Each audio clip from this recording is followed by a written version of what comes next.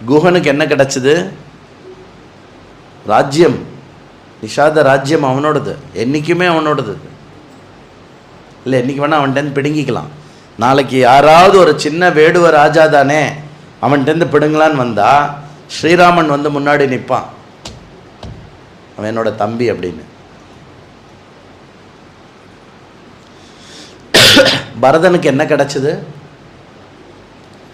அபகீர்த்தி.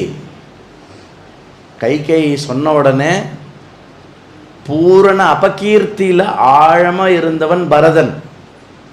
அவனுடைய சத்சங்கத்தினால அவனுக்கு என்ன கிடைச்சது? சந்திர சூரியன் இருக்கிறது மட்டும் பரதன் மாதிரி ஒரு பிரதர் இருக்க முடியாது அப்படிங்கிற பேர் கிடைச்சது. இதெல்லாம் சத்சங்கத்தினுடைய மகிமை.